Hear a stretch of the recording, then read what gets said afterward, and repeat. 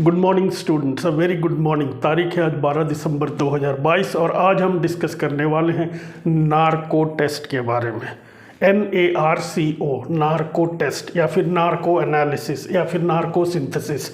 कुल मिला के मतलब समझ लीजिए कि इसको जो है आप न्यूज़ वगैरह मीडिया में जो सुनते हैं नार्को टेस्ट बोलते हैं। अभी मोस्ट रिसेंटली जो है ये नार्को टेस्ट का इस्तेमाल किया गया दिल्ली में एक बहुत ही हाई प्रोफाइल मर्डर केस।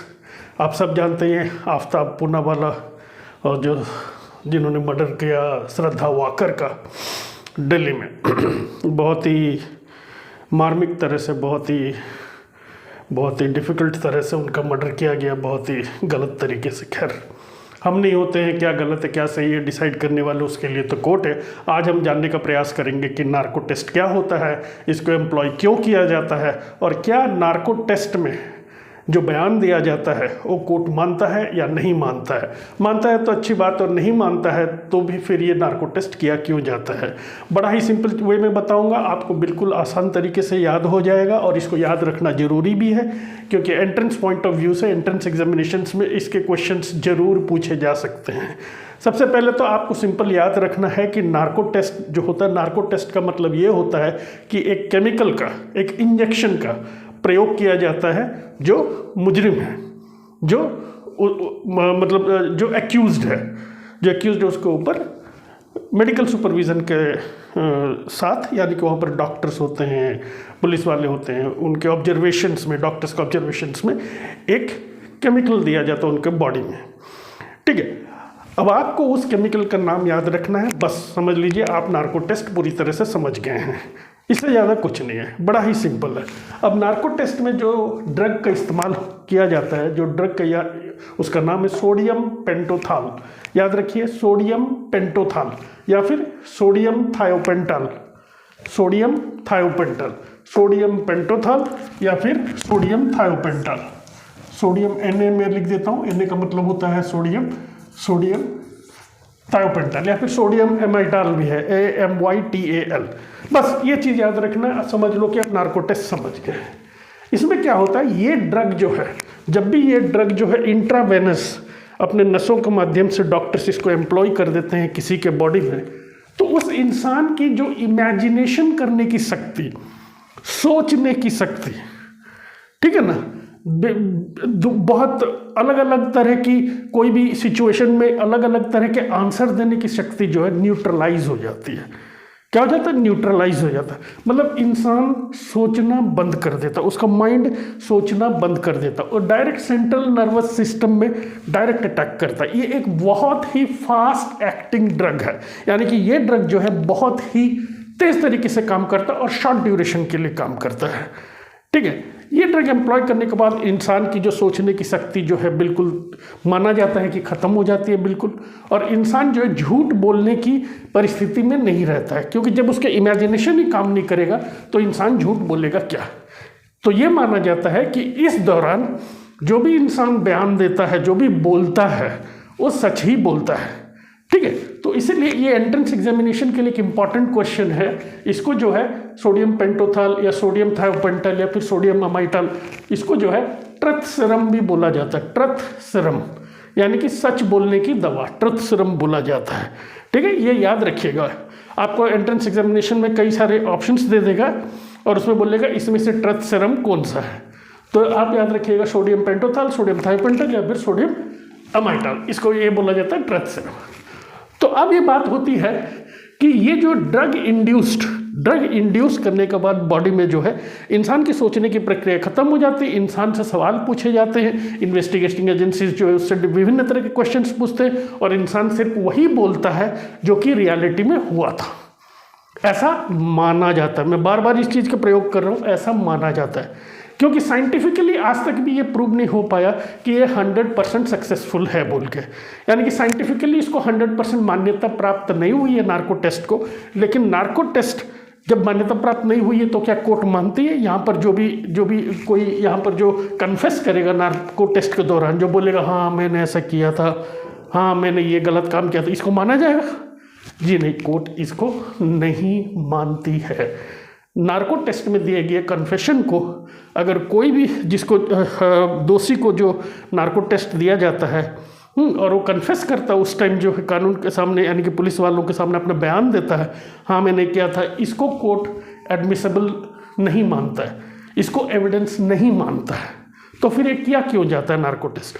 एक चीज़ ध्यान दीजिएगा, नार्को टेस्ट में दिया गया बयानों पर अगर पुलिस को कोई और एविडेंस मिल जाता है तो उस एविडेंस को वो कोर्ट में एज ए एविडेंस पेश कर सकती है। एग्जाम्पल, मान लीजिए नार्को टेस्ट के दौरान पुलिस वाले ने जो दोषी से ये पूछा, आपने जो मुजरिम को मारा उसको मारने में प्रयोग किया गया हथियार आपने कहाँ छुपा रखा है, और फिर मुजरिम ने बता दिया कि उसको मारे जिस हथियार से मैंने मारा उसको मैंने छुपाया है फलाने फलाने जगह पे। वैसे जब नॉर्मल सिचुएशन में वो बता नहीं रहा था, लेकिन अब नार्को टेस्ट नार्को उसको ड्रग दे दिया गया है उसको, अब उस केस में क्या है, उसने बता दिया कि यहाँ छुपा, वहाँ जाके पुलिस को वो चीज़ हथियार मिल जाती है, तो वो हथियार को एज ए एविडेंस कोर्ट में पेश जरूर किया जा सकता है, उसके बयान को नहीं। जो बयान उसने दिया कि यहाँ पर छुपा रखा, इसको एविडेंस या कन्फेशन माना नहीं जा सकता कोर्ट में, कोर्ट मानेगा ही नहीं, ये सुप्रीम कोर्ट का जजमेंट है। और दूसरी बात बहुत ही इंपॉर्टेंट चीज़ ये है, ये जो टेस्ट है नार्को टेस्ट बिना इंसान के अपने कंसेंट को उस पर किया नहीं जाता है। सुप्रीम कोर्ट का जजमेंट 2010 याद रखिएगा, कोई भी लाई डिटेक्टर टेस्ट जो है इंसान के कंसेंट के बिना, यानी कि जब तक कि वो हाँ नहीं बोलेगा उस पर किया नहीं जा सकता है। और उसका जो हाँ बोलना है वो एक जुडिशियल मजिस्ट्रेट के सामने हाँ बोलना है। ऐसा नहीं कि थाने में बिठा दिया, पुलिस ने उसे पेपर में लिखवा दिया कि क्या हम आप पे नार्को टेस्ट कर सकते हैं, क्या हम आप पे पॉलीग्राफ टेस्ट कर सकते हैं, तो वो जो दोषी है बोले हाँ कर सकते हैं, ऐसा नहीं माना जाएगा। इसको मजिस्ट्रेट के सामने उसको ये मानना जरूरी है कि हाँ मैं सहमत हूँ कि मेरे ऊपर नार्को टेस्ट किया जाए, तभी जाकर। और उस दौरान मुजरिम को जो है अपने लॉयर का एक्सेस होना चाहिए, यानी कि मुजरिम नहीं, दोषी को, दोषी जो जिस पर कि ये टेस्ट होना है, जो कि बोल रहा है कि हाँ मैं अपना कंसेंट देता हूँ, वहाँ पर उसका लॉयर होना चाहिए, वहाँ पर पुलिस वाले होना चाहिए, उसको बिल्कुल अच्छी तरह से समझाना पड़ता है कि देखिए ये नार्को टेस्ट में ऐसा ऐसा चीज़ें होती है, इससे ये हो सकता है वो हो सकता है, क्या आप कंसेंट देते हैं? अगर वो मजिस्ट्रेट के सामने बोलता हाँ मैं कंसेंट देता हूँ, तभी जाके उस पर नार्को टेस्ट किया जाता है, वरना नार्को टेस्ट नहीं किया जा सकता है। Most recently Punjab national bank का स्कैम में जो 7,000 करोड़ रुपया का जो स्कैम हुआ था, आप सब कोई जानते हैं पंजाब नेशनल बैंक स्कैम, वहाँ पर जिस ब्रांच में से ये रुपया निकाला गया था 7,000 करोड़ रुपये, वहाँ के ब्रांच मैनेजर पर भी नार्को टेस्ट करने के लिए CBI ने एप्लीकेशन डाला था कोर्ट में, लेकिन इसने जो है वहाँ का ब्रांच मैनेजर जिस पर नार्को टेस्ट करना था उसने अपना कंसेंट नहीं दिया, उसने मना कर दिया, कंसेंट नहीं दिया, तो उस पर नार्को टेस्ट नहीं किया गया। यानी कि नार्को टेस्ट तभी किया जा सकता है जबकि जो दोषी है, यानी कि जिस पे आरोप लगे हैं, जो आरोपी है, दोषी तो मैं बोल रहा हूँ दोषी नहीं, आरोपी जो है वो माने कि हाँ मेरे ऊपर नार्को टेस्ट किया जाए। ठीक है, यहाँ तक क्लियर है। ये वर्ल्ड वॉर 2 के दौरान ये जो टेक्निक जो है इस्तेमाल में लाई गई थी, इनफैक्ट डेवलप की गई थी वर्ल्ड वॉर 2 के दौरान। यहाँ पर क्या होता था कि मान लीजिए वर्ल्ड वॉर 2 के दौरान जो है विभिन्न स्पाई एजेंसीज जो हैं काम करती थी, है ना, जासूस एजेंसीज काम करती थी। कोई दूसरे देश का कोई बड़ा ऑफिसर को एक दूसरे देश ने पकड़ लिया या वहाँ के जासूस को पकड़ लिया, तो उससे सच उगलवाने के लिए ये वाला ड्रग उनको दिया जाता था, क्योंकि माना जाता था कि ये ड्रग के इंजेक्ट करने के बाद इंसान की इमेजिनेशन बिल्कुल ख़त्म हो जाती है और जो भी बोलता है सच बोलता है। वर्ल्ड वॉर 2 के दौरान बाद में जो है इस पर बहुत ज़्यादा काम किया गया है, इटली में, अमेरिका में काम किया गया है। और आज की डेट में मतलब आपको जान का चंबा होगा कि इंडिया वो देश है जहाँ पर कि जो ये नार्को टेस्ट वगैरह बहुत ज़्यादा किए जाते हैं। ठीक है, ये कंट्री इंडिया वो है। ये एक फास्ट एक्टिंग शॉर्ट ड्यूरेशन का एनेस्थीसिया है, और ये सोडियम पेंटोथल या सोडियम थायोपेंटल जो है इसको सर्जरी के दौरान में भी यूज़ किया जाता है, डॉक्टर्स यूज करते हैं सर्जरी के दौरान में, है। तो और दूसरा ये है कि इसको ट्रुथ सेरम भी बोलते हैं, ट्रुथ सेरम। ठीक है, अब ये साइंटिफिकली प्रूवन नहीं है कि ये 100% करेक्ट है। आफ्ताब पूनावाला का केस अभी रिसेंटली बहुत आप लोग सुने होंगे, श्रद्धा मर्डर केस, जिसमें आफ्ताब ने अपनी लिव इन पार्टनर श्रद्धा को दिल्ली के मेहरौली क्षेत्र में अपने घर के अंदर, ठीक है, उसको मर्डर किया। मर्डर करने के बाद उसके लाश को 35 टुकड़ों में काटा, अपने फ्रिज में 3 हफ्ते तक रखे रहा, और फिर जाके 3 हफ्ते के बाद थोड़े थोड़े उसमें से बॉडी पार्ट्स निकाल के फ्रिज से हर रात उसको फेंकता रहा जंगलों में दिल्ली के। डिफरेंट डिफरेंट एरिया में फेंकता रहा। तो अब जब पुलिस ने उसको जो इंट्रोगेशन किया, पुलिस इसके लिए रिक्वेस्ट कब करती है कोर्ट को कि हमें नार्को टेस्ट कराने की ज़रूरत है, तब रिक्वेस्ट करती है। पुलिस जो है एक ही चीज़ को ना विभिन्न तरह के तरीके से पूछती है, एक ही चीज़ को बार बार पूछेगी और वो देखेगी कि बंदे का स्टेटमेंट सेम आ रहा है या नहीं, यानी कि जो वो बोल रहा है वो एक्चुअली जो वही चीज़ बोल रहा है या उसमें कुछ फेरबदल कर रहा है। तो अगर पुलिस को डाउट होता है कि नहीं ये बंदा सही नहीं बोल रहा, तो वो रिक्वेस्ट करती है नार्को टेस्ट के लिए, ताकि और एविडेंस जुटा सके और एविडेंस जुगाड़ कर सके। तो मे हर सोल रेस्ट इन पीस श्रद्धा पूनावाला के। आज भी इस तरह का जो एक और हाई प्रोफाइल केस हुआ था, जहाँ पर कि वो नोएडा वाला केस में, आपको याद होगा आरओसी मर्डर केस में, वहाँ पर भी जो दो डॉक्टर्स हस्बैंड वाइफ दोनों डॉक्टर्स थे, उन्होंने अपनी बेटी और अपने घर के नौकर को मर्डर कर दिया था। उन पे भी सीबीआई ने मतलब उसने कंसेंट भी दे दिया था, जो डॉक्टर मैडम जो थी उन्होंने कंसेंट भी दे दिया था, ठीक है आप मेरे पे पॉलीग्राफ टेस्ट कर सकते हैं। लेकिन सीबीआई ने बोला हमारे पास ऑलरेडी एविडेंस बहुत ज़्यादा है, हमें इसकी ज़रूरत नहीं है, इस टेस्ट की ज़रूरत नहीं, यानी कि बिना अपने जो कंसेंट के ये टेस्ट कभी किसी पे किया नहीं जा सकता है। तो आगे देखते हैं कि कोर्ट क्या करती है, पुलिस वाले अपनी इन्वेस्टिगेशन कैसे करते हैं, या आफ्ताब पूनावाला को क्या सज़ा मिलती है, देखते हैं क्या होता है। तो अब एक चीज़ और सवाल उठ के आती है कि जब इसको जो कोर्ट में ये बयान दिया गया, जो नार्को एनालिसिस के दौरान जो बयान दिया गया, अगर कोर्ट इसको नहीं मानता है तो फिर इसकी इजाज़त क्यों देता है। देखिए ये ना एक इसको माना जाता है कि जो थर्ड डिग्री इस्तेमाल होती है, आपने पिक्चरों में मूवीज़ में देखा होगा, कई सारे फिल्मों में पुलिस ने थर्ड डिग्री इस्तेमाल किया, थर्ड डिग्री इस्तेमाल करके सच उगलवा लिया। अब आप जानते हैं थर्ड डिग्री का मतलब होता है एक्सट्रीम टॉर्चर। तो ये थर्ड डिग्री का इस्तेमाल ना करने का मतलब थर्ड डिग्री का एक विकल्प है बोलने के लिए, कौन सा, नार्को टेस्ट थर्ड डिग्री का विकल्प है। लेकिन जो सुप्रीम कोर्ट का मानना ये है कि एक गलत विकल्प को बंद करने के लिए दूसरा गलत विकल्प हम चुन नहीं सकते हैं। और दूसरी बात यह है कि सुप्रीम कोर्ट का मानना है कि अब जो ये ड्रग दिया गया इंसान में, मतलब इंसान अपने आपे में नहीं है, इंसान सिडेटिव स्टेट में है, इंसान हिप्नोटिक स्टेट में है, अपने परफेक्ट फ्रेम ऑफ माइंड में नहीं है। जब कोई इंसान अपने परफेक्ट फ्रेम ऑफ माइंड में नहीं रहता है और उससे बयान ली जाती है, तो वो बयान को कोई कोर्ट जो है एक्सेप्ट नहीं करता है। यानी कि बयान तभी लेना है जब इंसान का माइंड जो है परफेक्ट फ्रेम ऑफ माइंड में हो तब, इसलिए इसको कोर्ट एडमिसिबल नहीं करता है।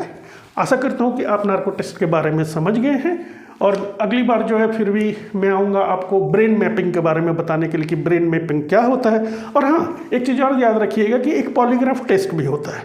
पॉलीग्राफ टेस्ट को, जिसको कि हम लोग जानते हैं lie detector test, polygraph test में जो है कोई ड्रग नहीं दिया जाता है। क्या होता है ना, जब आप किसी से मतलब बातचीत कर रहे हैं, अगर वो बंदा सच बोल रहा है ना, उसकी आप कॉन्फिडेंस देख के समझ जाते हैं कि सच बोल रहा है। हालांकि कई सारे जो हैं पेशेवर झूठ बोलने वाले हैं, जो कि झूठ को भी ऐसे कॉन्फिडेंटली बोलते हैं कि आपको लगता है कि सच ही बोल रहा है।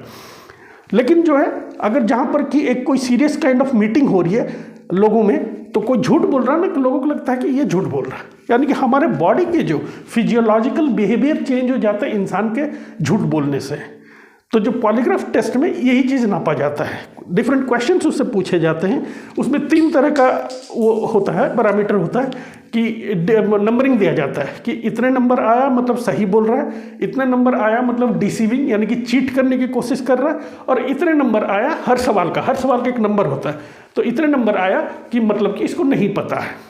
तो उस बेसिस पर जो बॉडी में डिफरेंट सेंसर्स लगाए जाते हैं, या छाती में सेंसर्स लगाए जाते हैं, उंगलियों में सेंसर्स लगाए जाते हैं, ब्लड प्रेशर मॉनिटर किया जाता है। उस दौरान जब सवाल जवाब किया जाता है लाई डिटेक्टर टेस्ट के दौरान जो है कोई ड्रग नहीं दिया जाता। याद रखिएगा, पॉलीग्राफ टेस्ट में कोई ड्रग नहीं दिया जाता इंसान के बदन में, सिर्फ उसके बॉडी पैरामीटर्स को चेक किया जाता है। एक डॉक्टर बैठे रहता है, एक स्पेशलिस्ट बैठा रहता है, जो देखता है कि जो ओबीओ सेंसर्स के माध्यम से, ऐसा नहीं कि वो सिर्फ फिजिकली देख रहा है, सेंसर्स क्या रिकॉर्ड कर रहे हैं कि ये जो हमने सवाल पूछा उसका जब आंसर दिया तब उसका ब्लड प्रेशर कितना था, तब उसकी हार्ट बीट कितनी थी, ठीक है ना, तब उसके जो स्वेट ग्लैंड यानी कि जो हमारे बॉडी से जो स्वेट निकलते हैं, पसीने निकलते हैं, उसके ग्लैंड्स में कितनी सिक्रेशन हो रही थी, ये सब चीज़ों को वो देख के एक निष्कर्ष निकालने का कोशिश करते हैं कि क्या ये बंदा जो बोल रहा है ये सच बोल रहा है कि झूठ बोल रहा है। ये पॉलीग्राफ टेस्ट में होता है, तो इसको लाई डिटेक्टर टेस्ट भी बोल जाते हैं। ये टेस्ट भी एडमिशेबल नहीं है कोर्ट में, इसमें दिया गया बयान कन्फेशन जो कोर्ट में एडमिशेबल नहीं है।